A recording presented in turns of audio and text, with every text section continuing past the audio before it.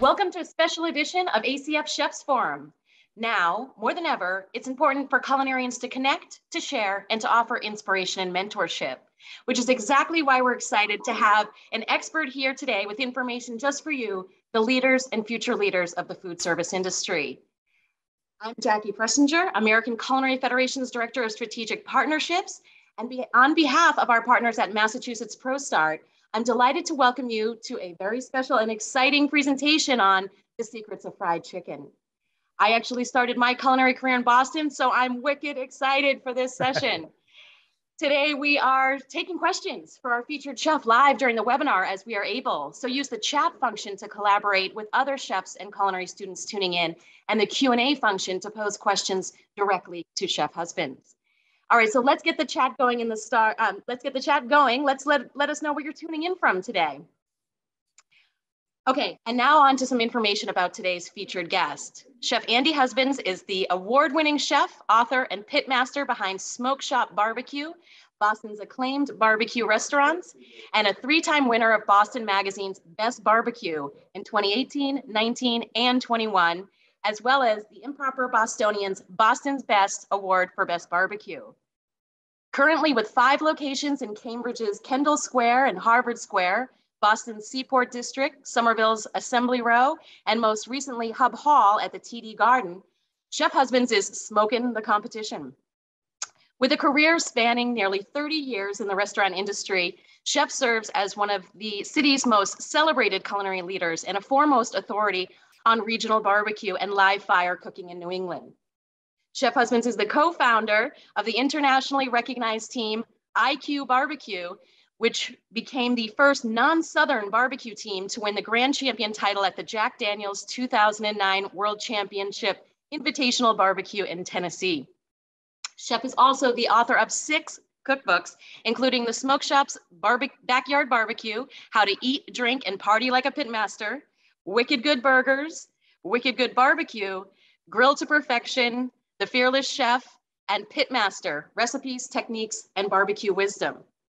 Hailed as Boston's meat maven by the Boston Globe, Chef Husbands has appeared on CBS This Morning, Food Network, Fox and Friends, the cooking channels, Burgers, Brew, and Q, and most recently as a celebrity guest judge on seasons 1 and 2 of Food Network Canada's Fire Masters. He's also the Vice President of the Massachusetts Restaurant Association and has been honored as the MRA's Chef of the Year in 2014. I could really go on and on and on. He's such a talented and accomplished chef. We're so honored to have you here today. At this time, please join me in welcoming Chef Andy Husbands. Hi, this is awesome. And special shout out to Trimark. We are in their innovation center and they're letting us use this awesome kitchen. This is actually a working kitchen, believe it or not. I thought this would be better than my house. Wow, all those things that they say I've done make me tired. And it's funny because we're talking about barbecue and all that and all my success in barbecue, but today we're going to talk about fried chicken, which probably falls under the cuisine of barbecue and soul food and American food. And to me, fried chicken is one of those things that transcends everyone. Some of the best fried chicken I've had has been in a back alley in Bangkok, Thailand. I've had some great stuff. I mean, Leon's in South Carolina, in Charleston. There's just great barbecue all around. A place called Little Donkey, I think it was, I can't remember, down south. Boy, that was amazing. So I've tried to replicate all the great fried chicken I've had in this kind of demo here. Hopefully you got the packet. I know they'll send it out later. The packet has a lot of great information, has a great recipe for fried chicken and waffles. Here's the thing. I'm not going to follow that recipe. I'm going to kind of do my own thing today. I'm going to try to give you some tips about how to make the best fried chicken, giving you room to kind of make it your own. There's certain things you could do yourself that maybe you like, maybe it's better traditionally for you, but there's certain things that, I'm going to kind of give you cues of how to make fried chicken. You'll see me looking down here to my left, your right. I have some notes here and I want to make sure that I hit my my marks and what I need to do. So we're going to start off fried chicken. I'm going to start with the premise that bone-in fried chicken is the way to make fried chicken. Yes, you can do boneless. Boneless breast is phenomenal. Chicken fingers, all those things, chicken tenders, chicken nuggets, whatever you want to do. They're great. But if you really want perfect fried chicken, it's got to be bone-in. So we buy whole chickens. We break them down. I'm not going to show you how to break down a chicken. I'm sure you can figure that out or find it on YouTube somewhere. But so what we're going to start off is talk about what's over here on my left, your right, is the brine. This is step one. There's all different types of ways to brine. There's dry brine and wet brine. I'm going to mainly focus on a wet brine. Your wet brine needs to be 6% salt.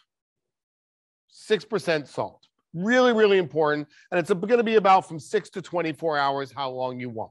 So we could simply do just salt and water if we wanted to. Why salt? Salt, if you think about all the proteins that are in there, think of them as long tubes, like stretchy tubes. And what happens is basically when you're cooking it, if you don't break down these tubes, the liquid or the juiciness will come out of it. We want to maintain that juiciness. So a lot of research has been done on this. And basically by doing 6% salt, it will break down that protein and it will make it, let me make sure I got my notes right here. It will make it about 30 to 40% juicier. So imagine that, that's probably one of the biggest complaints is, oh, my fried chicken is dry, right? Well, how do I stop that? Here's the answer, 6% salt. And this is going to be by weight. If you like us in our kitchens, we're a gram kitchen. It makes it a lot easier, right, to figure out percentages. So if it weighs, 100 grams, you're going to use 6 grams salt. Really easy. You're going to want to melt that salt in. You can stir it in, but if you can melt it in, maybe in some warm water, that will make it so it actually melts in and emulsifies within your brine. From there, and this is where it gets kind of crazy, you could do all different things. I'm sure someone will ask me about pickle brine. One of my favorite secrets, don't tell my wife, but one of my favorite secrets is fish sauce. Fish sauce, because it's so salty, really gives it a kind of that umami flavor. Not enough to know like, hey, there's fish sauce in here, but enough to give it that salty flavor to it. The problem is how do you know what 6% is, because fish sauce is not straight saline or salt? The answer I'm going to give you, which you're probably not going to love, is you need to use the force at this point. So I would encourage you to maybe take some water and make it 6% salty and taste it. And then taste your brine, or of course, look up a great recipe. I'm sure you could find one as well. So we're over the 6% saltiness, 30 to 40% juicy, more juicy with that. How else do we get? So what else do we do? We could stop with just water and salt. We add more to that. So if you over here on my left-hand side, your right side is we use buttermilk. Buttermilk gives it that acidity, that tanginess, and it's also pretty traditional as well for a flavor profile for a Southern style fried chicken. So buttermilk fried chicken, that's what we do. That's also going to help break down the chicken a little bit, that acidity that comes in buttermilk. So we have the salt, the buttermilk, and the chicken sitting together. This sits for us for about 24 hours. We might do a little bit longer, but about 24 hours. It's bone-in chicken. I have a thigh piece here. I'm going to take this and just dip this into flour.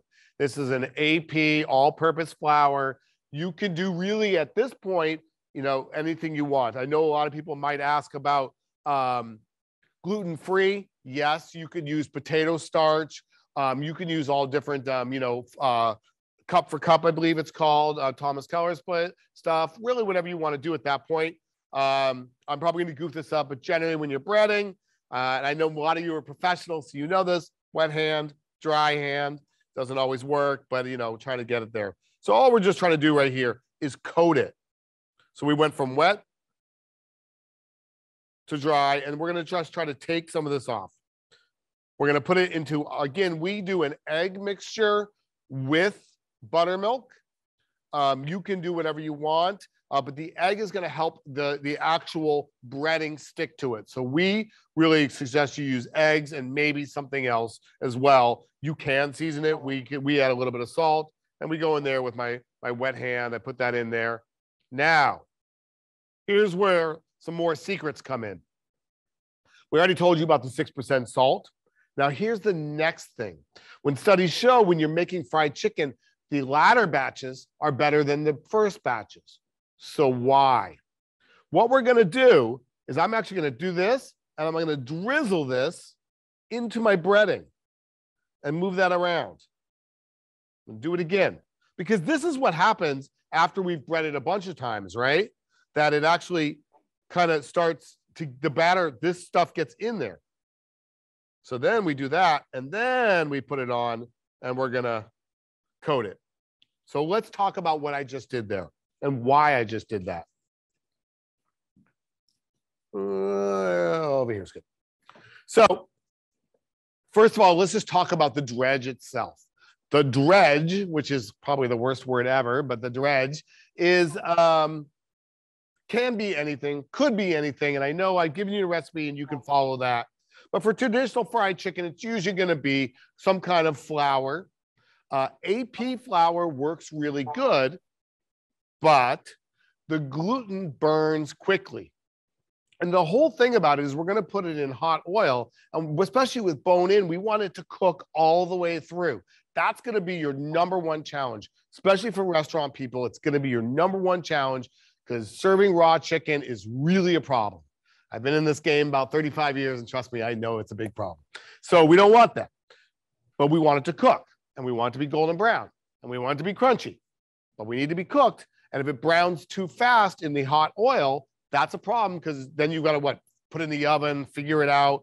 It's quite the challenge. So AP flour, great. But if you could use a cake flour with less gluten to it, now you know I have it written down somewhere here. Got it here. Yeah, 7 to 9% gluten in cake flour. Cake flour 8 to 11%. Cake flour 7 to 9. So cake flour is really good. Other tricks people do, and which we do at the restaurant, is cornstarch. You can take cornstarch, say 20 to 30% of it, and put it in as instead of the flour. So AP flour and 20 to 30% cornstarch. Potato starch works well. Chickpea flour is great. Rice flour, little known fact about rice flour, Ore-Ida, I believe this is true, they toss their tater tots in rice flour. Gives it harder and crunchier. So they want to use that rice flour on the outside to make these a little bit crunchier, because that's certainly something that we want, not too crunchy, but we want it to be crunchy on the outside. So for us, it's AP flour and cornstarch, some seasoning, salt and pepper, not too much. And you can season these in all different ways. Of course, you can add dried thyme to it, Frank's Red Hot, whatever you really want to do in each of these. I should mention we put Frank's Red Hot in our brine also. So that's your dredge, right? And I just want to make sure I got everything on my dredge. Yes. The one thing I wanted to talk to you about, last thing, is over here. I'll grab it for you, is this fun stuff. This is from the Modernist Pantry. This is called Trisol, Trisol. And it is made from like a derivative of flour.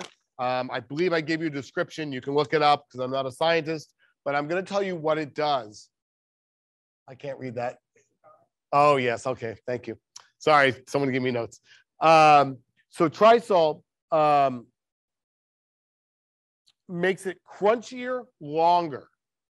So you replace about 1/3 of Trisol in your stuff if you want to maintain a crunchy product for a long period of time. Where would that be applicable?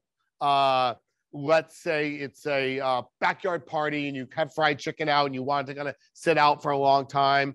You know, people are eating it hot or room temperature. It will stay crunchy longer. Let's say you're doing a buffet or a plated dinner for 300 people. Well, that takes a long time to get that food out, right? So Trisol will help you get there. It's not cheap, but it's a pretty cool thing. If you go to the Modernist pantry, it's all that science stuff that I don't necessarily know a lot about, but they also have something, a binder, is that right? BINDR, which helps the, would be this part here, the flour part. It helps actually the dredge bind better to your protein, whether it be fish or what have you. These are just little tricks that people do. It's not really our style at the Smoke Shop Barbecue, but plenty of places do it. I also have to remind you that, so I want to talk about why I drizzled that stuff and how to actually, what we're trying to get. The word craggy, I love this word, craggy. That is like the nooks and crannies. And that's what we're looking for, these nooks and crannies, almost like your English muffin, right? So you want those nooks and crannies on your fried chicken. So that's why I did that drizzling thing right there. So that's going to help make these little kind of guys and gals, whatever, of little pieces of the breading actually stick in these kind of really kind of mountainous ways on the fried chicken. The other thing we're going to do, because we don't want it to be heavy, is add baking powder. So this is really important. We add a little bit of baking powder to it to make it lively or have bubbles of air that will give it kind of a light, flaky crunchiness. You can do a ton of baking powder.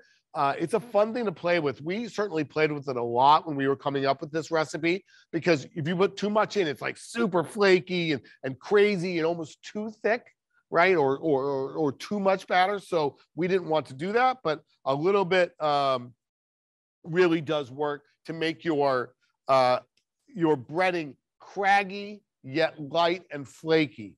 So what we're looking for is craggy, light, flaky, and of course golden brown.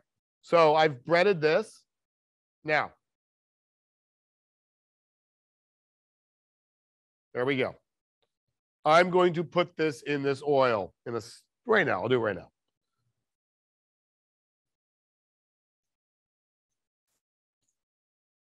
What temperature? About 335 degrees is my goal. And we're about there. It's about 340. But what happened is I put something cold into something hot. So a lot of times when you're buying a fryolator, those of you who have know all about recovery time. This is a big deal.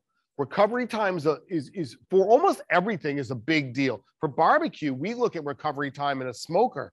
How long, when I open up my smoker, does it take to get back to that consistent temperature of whatever I'm smoking at? For us, 250 degrees. But you want to consistently cook something at a consistent temperature. And Chef, if I might interrupt you for one moment, we did have a question come in reference to using buttermilk in the brine. Yes. And they're wondering if it matters if they use a cultured buttermilk or if they do a milk lemon mixture, and if any other acidic liquids could do the job for the brine. Yes. So traditionally it's going to be buttermilk, right? So that's kind of where my mind goes, is like, oh, this is traditionally how it's done. And in fact, yesterday or on Mother's Day, I made a banana bread coffee cake, and it called for buttermilk. I didn't have any buttermilk, so I used milk, whole milk, and lemon juice, right? So this is the question they're asking. When I tasted it, it doesn't taste the same, right? The acidity is different. It's a little more sharper. So it does make a difference. Every ingredient that we look at, there's nothing that's like, oh, it doesn't matter if we use this. Every ingredient to me is important in a recipe. I've written, as you said, 6 cookbooks. So, you know, when we write a recipe, it's not just to be like, oh, this is whatever, I'll put this in. You could use this, you could use that. No, I'm the expert. I'm telling you, this is how we do it. But with that said, I would encourage you to try yourself and try different acidities, try different buttermilks. What you'll find what is best for you. So I'm sorry I didn't really answer your question. The answer is Does it matter? To me, it does. Maybe to you, it doesn't, I think is the answer. But I want to talk about the oil and recovery time. So recovery time, how quickly does it get back to the temperature you want to be at? We cannot fry this at 350 degrees, which your normal fryers are. Because of the bone in, we need to be a little bit lower, but we need to keep that consistent temperature. So how do we deal with recovery time? It's two ways. One, buy a awesome fryer later from Trimark or whoever, an awesome one that's going to blast that oil. So when it drops, the temperature drops down because you put a cold item in it. Everything you're putting in there is pretty much cold, right? You want to bring it back up quickly. A lot of people don't have frylators at home. I don't. So how do you do it at home? You start at a higher temperature. That will help you land at the temperature you want. Also, energy. So why I'm using a Le Creuset pan, but if you just have a good old cast iron pan, that holds energy. So you want to use a heavy pan that's going to hold energies, that's going to shoot out energy as it drops in temperature. And so that's going to help you maintain the temperature. The other thing which most people don't think about, and I kind of give you a whole thing about oil, is it is an ingredient. Oil is an ingredient, right? So we need to be aware that the oil is going to flavor it. That's why I'm not using extra virgin olive oil. That doesn't make sense to me. Besides, which I give you a list on your packet about the smoking points, but you know, you want something with a higher smoking point, which means it will stay longer, fresher longer at high heats. You don't want to lose that temperature. How are we doing on time? Oh, we're doing great. So you want to actually have something as a high smoking point. Extra virgin olive oil, not going to work. Butter obviously is not going to work. I mean, I put duck fat in there, beef tallow. Those things are fun. Pork fat is fun, but you have to change them more often. They don't stay fresh and they actually get kind of gross after a while. The other interesting thing about oil, you would think that you need fresh oil. That's what you think. Like, I got to have clean oil. I'm going to be making a lot of fried chicken today. Yes and no. Unfortunately, that fresh oil is not broken down. What breaks down oil, I remember from school, they always told us it was water, time temp, right? And salt, really ingredients. That breaks down the oil. We've all seen it get really black or brown. We've all seen it get foamy. We've all walked in restaurants and smelled that fish smell, even though they may not be cooking fish. We smell that. So that's when it's broken down. We don't want that. But actually, when you use really fresh oil, it's only cooking, it's only really touching the oil 20% of the time. This is crazy. This is really, I found this interesting because the oil is moving so fast because it's not emulsified. It's moving so fast, it's the bubbles that are coming out. It's not cooking the chicken. So we need that chicken to cook, but it's not doing it if it's not emulsified, meaning broken down, meaning not fresh. How do we fix that?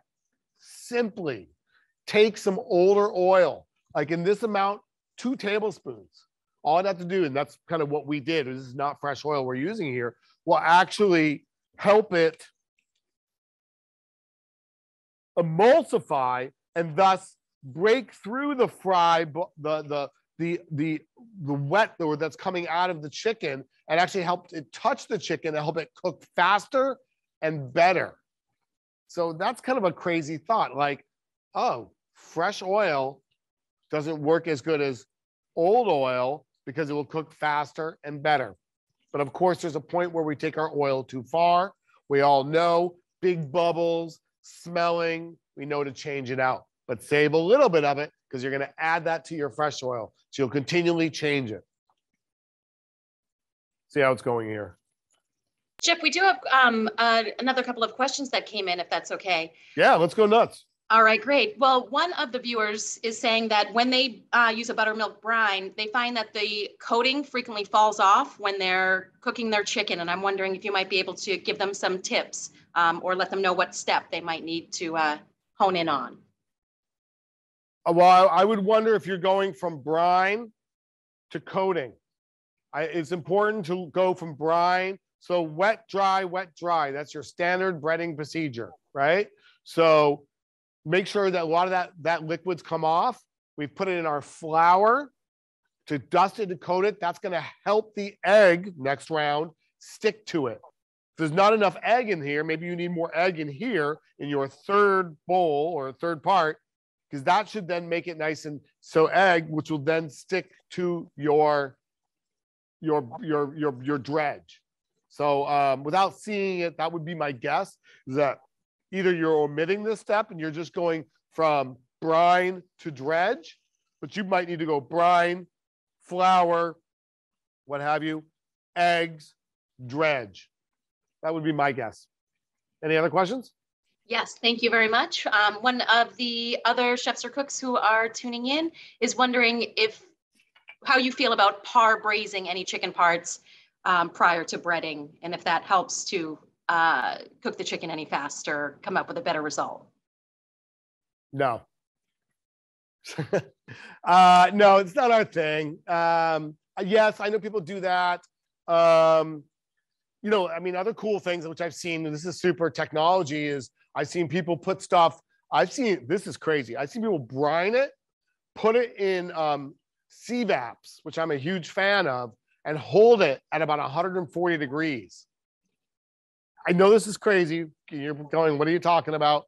Because of the way the air moves in it, it actually pasteurizes the chicken, so you don't have to worry about someone getting sick. And they take it out at 140, bread it, and then fry it at a high temp, and it basically gets to 165 and golden brown at the same time. But as far as, and I don't do that.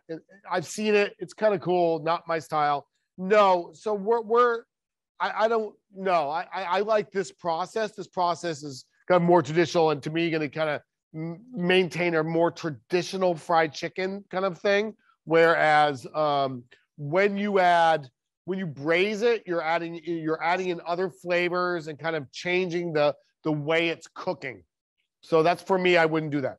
But what we would do a lot of times, and if you were having a party, what I would suggest you do, cook this to about 160 degrees, take it out, which I'm about to do, and then refry it. This is where, when we go back to our flour, and if we use just AP, we're going to have a problem, because we talked about the gluten makes it too hard, because we're going to double fry it. Geez, you can look at a lot of people. David Chang talks about this. A lot of people talk about fried chicken. They talk about double frying. And double frying is cool. A lot of people suggest fry it, then the next day let it sit overnight and fry it again. That's all really, really good. But you need to bring it up to at least, let's say, 140, right, for the TDZ, temperature danger zone, or beyond. So it's easier to go from room temperature. So if I was having a party, let's say this weekend, I could cook this to about 165 or so, let it cool down. Maybe 3 hours before the party, I pull it out and then drop it on pickup, because then bring it to about 140, 150 just to get hot enough. You do risk, one, it getting too crunchy, two, drying it out. But if we've brined it and we've maintained all that juiciness, we should be able to still be able to do that. Any other questions? Yes, and thank you so much for that great explanation. One of the questions is about adding spices, and if you recommend adding that into a flour mixture or the buttermilk mixture, or when you might best flavor your chicken.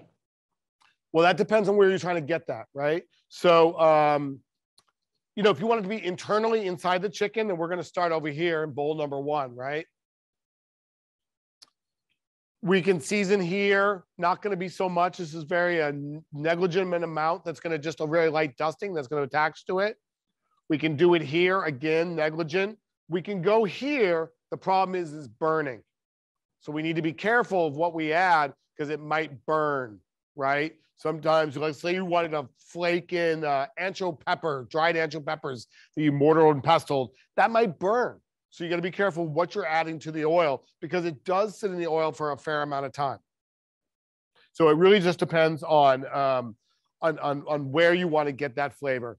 The other way to go, which is a really solid way to do it, we do it at our Harvard location, is the Nashville hot. Once you take it out of there, then you toss it in spices and a little bit of fry oil. It's a good way to get that flavoring on. But again, for you, this is going to be testing and figuring out what's best. Salt, pepper, you're going to be fine with. I want to mention that I temped it with my Thermopen. We were at 165. This is going to be a lot of what we think we're going to use. We should not be using this. This is going to pull your crust off. We don't want to do that. Got a spider, come in, get it out, put it down here. This is what's really important also, is that I'm putting it on a rack. A lot of times you see people putting it on paper towels or putting it on, grocery bags is like a real traditional one. See people doing it at home. And what happens is that just steams. So the bottom part is going to steam and it's going to become mushy. We worked so hard to make it so it would get nice and crusty, crispy, crunchy everywhere, craggy everywhere. And then we put it on something that's just going to not let that happen. So when we have it on something like this, then it's able to get oxygen all the way around and cool evenly. Super, super important. So I would do this, and then on pickup, I would just drop it in my oil, get it nice and hot, and we're ready to go. I want to show you guys one more thing. This we serve our fried chicken with a fermented hot sauce, and really, really simple. Of course, you can buy. There's so many great, fermented hot sauces out there. Frank's and Tabasco are your top ones, right? And there's all sorts of ones. But for me, we wanted to kind of make our own. So we do a fermented honey hot. Here's what's important to remember. And also in that packet, I want to point out that there's a whole references on the back page of like books to look at, books to buy, great for reference. Of course, I put one of mine in there. But The Art of Fermentation is one of my favorite books. And thank you. And it's about 3 to 4% salt. So we weigh everything. We figure out what 4% salt is. That's your fermentation that we're going to use. It's really simple to do. So I have my Anaheim peppers. Anaheims are basically jalapenos, right? But green doesn't really ferment well. It looks so good. I've got raw garlic. And what we're doing is making a honey hot. So I've got honey, salt, and vinegar. Just bear with me while I puree this.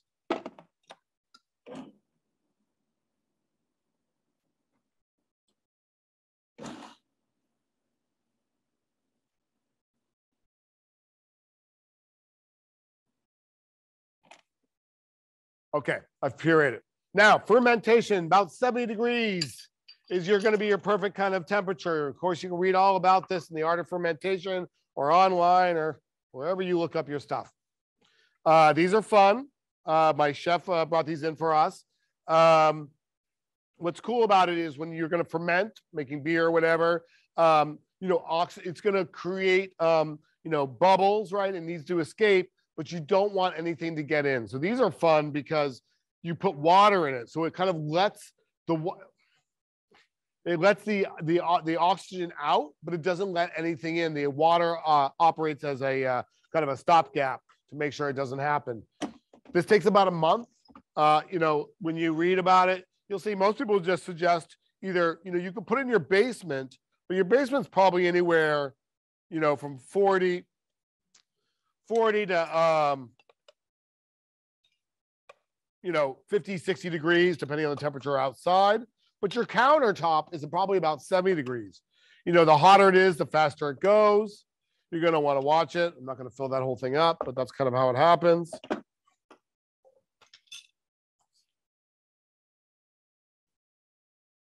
So like that, we put that on, and by the magic, this is what it looks like after a month.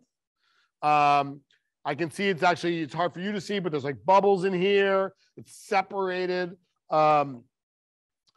This is a recipe I think we're following from the recipe in the packet, We've since changed that recipe, and you can do it yourself. But we add xanthan gum to it now when we spin it, and you can use a blender also. That's normally what we use. We just happen to have this here. But xanthan gum is going to help it emulsify. So a little bit of xanthan gum, you can pretty much find that anywhere. See it at Whole Foods. So therefore it emulsifies and it won't separate like it did. But this is kind of a, a honey hot fermented sauce. So kind of along the lines of a sweet Frank's, and kind of something we're known for our, for our fried chicken.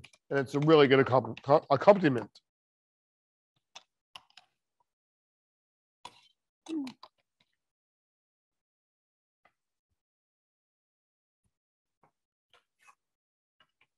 These are ones we did a little bit earlier. A little fried chicken, honey hot.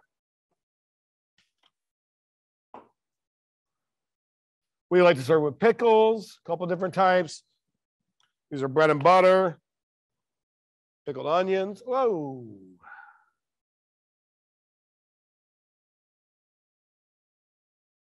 A little bit of sea salt for finishing. Some scallions.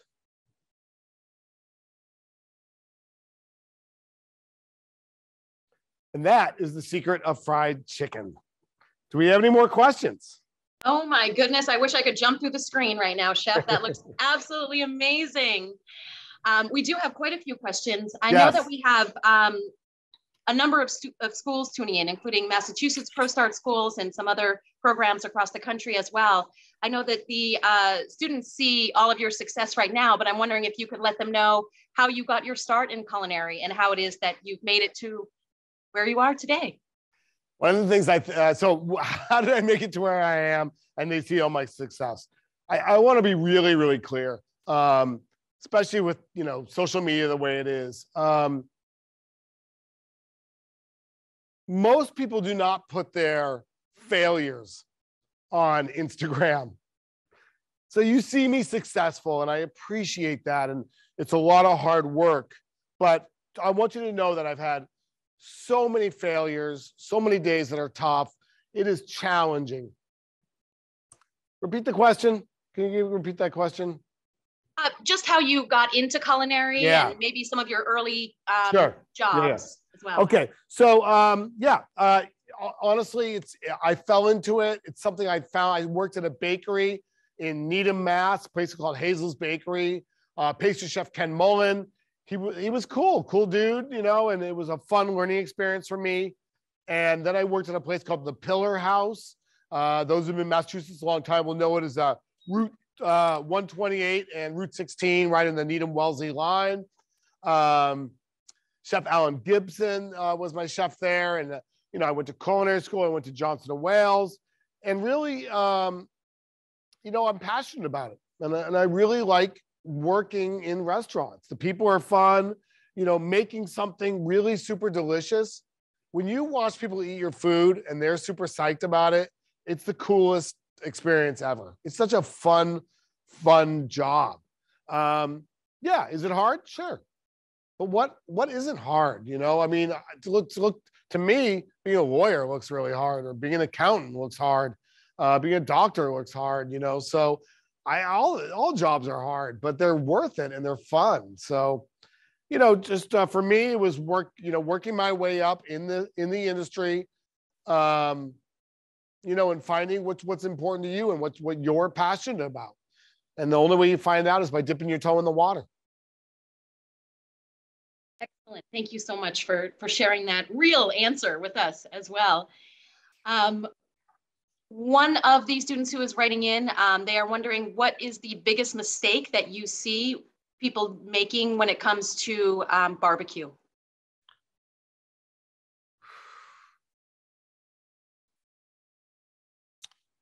That's a great question. What is the biggest mistake that I see people making with barbecue?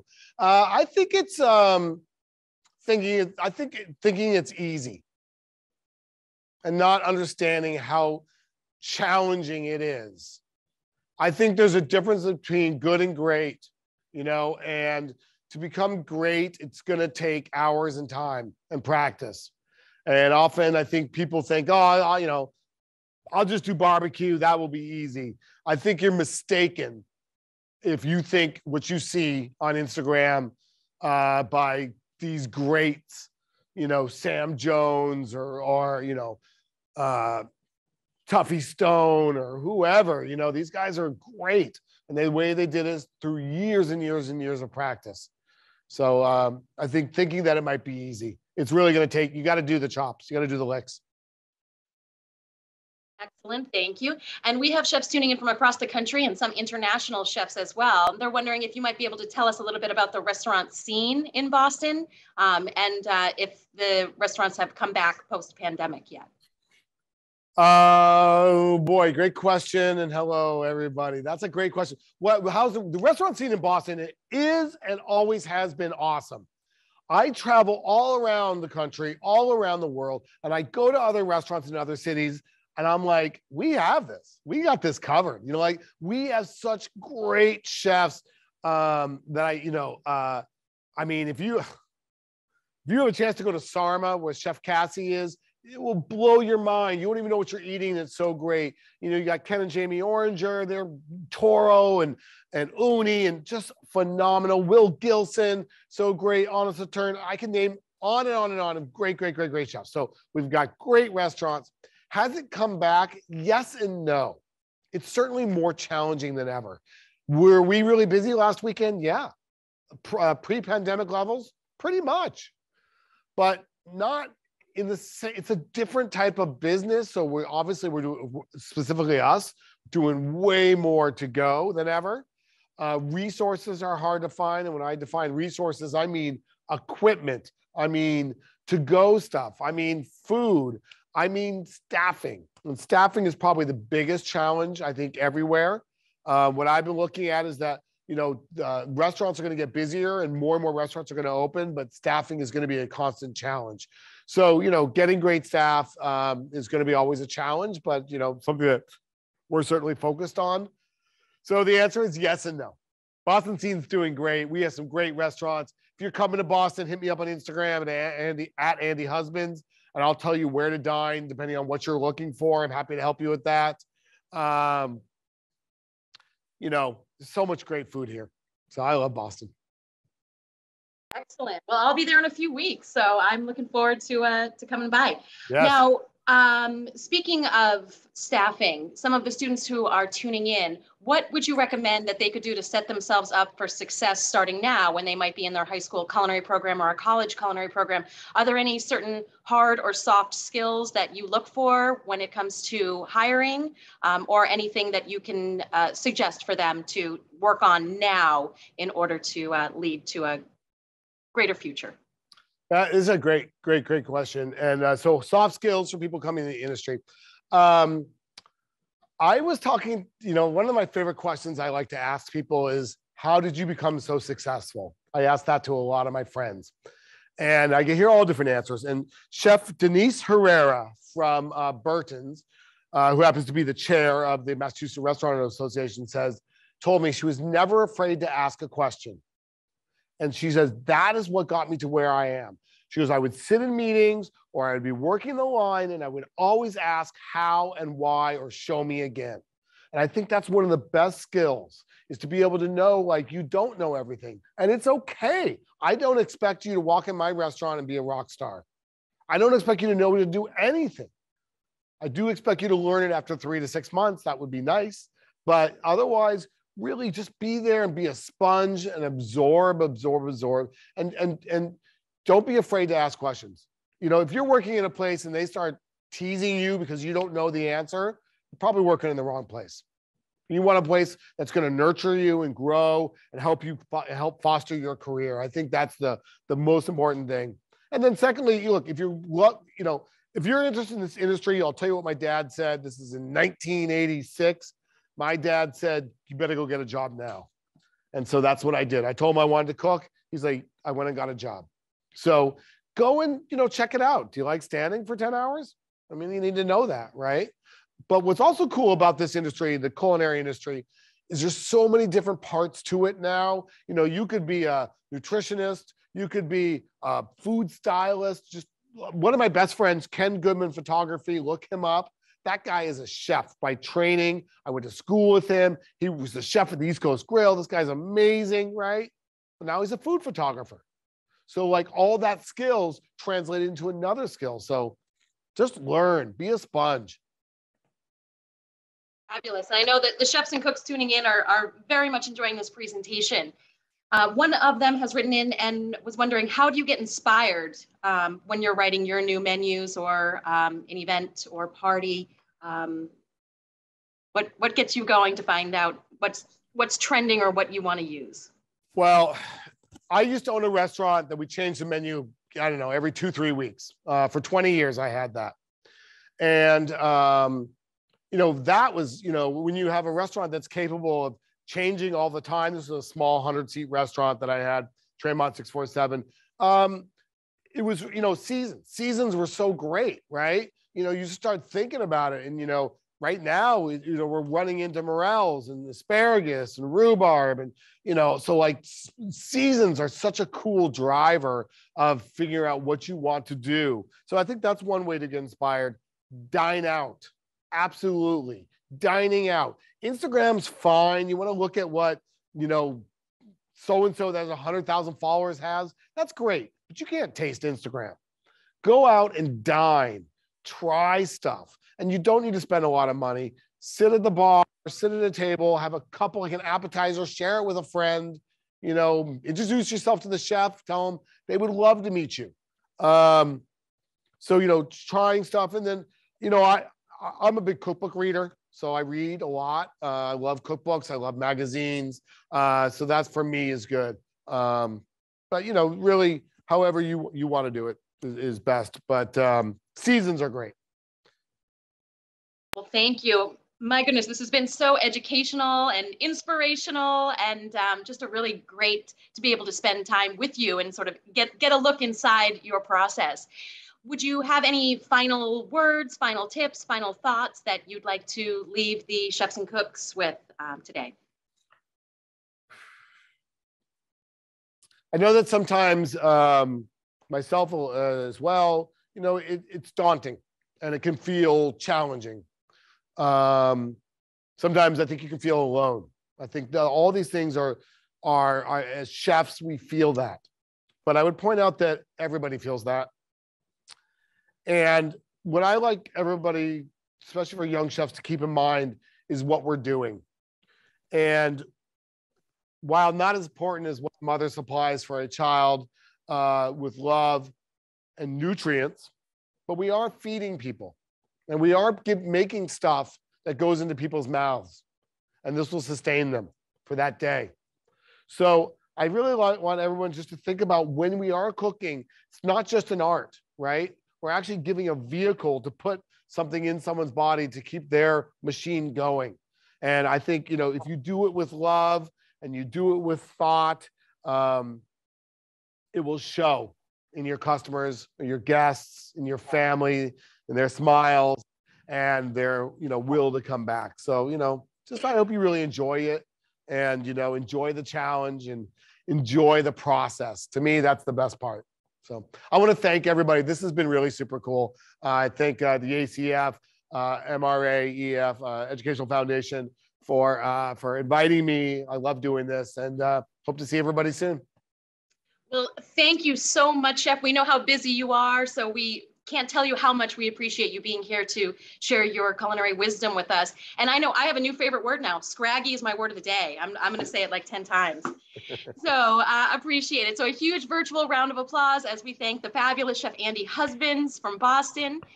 We appreciate all of you tuning in today. And again, thanks, Chef, for sharing his enthusiasm for the culinary craft with our community of chefs and culinary students and culinary professionals.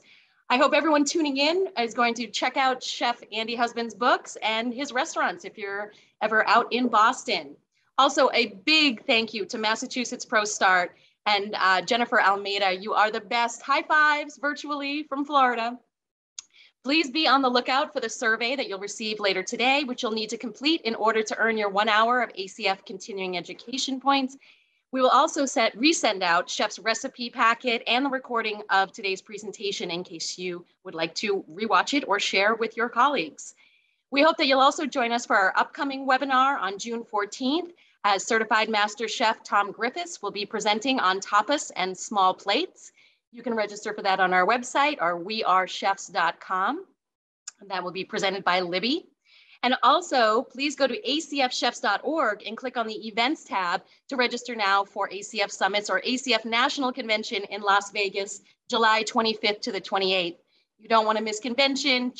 Fabulous chefs like Elizabeth Faulkner, Ming Tsai, Chris Bio, Anita Lowe, Amari Gishon from School of Chocolate. We hope that you'll see us and we'll see you out in Las Vegas. So on behalf of the ACF National Office, thank you again to Chef Husbands. Thank you to Massachusetts ProStart. And we appreciate this delicious learning opportunity. Thanks for being here, and we'll see you all real soon. Have a great day.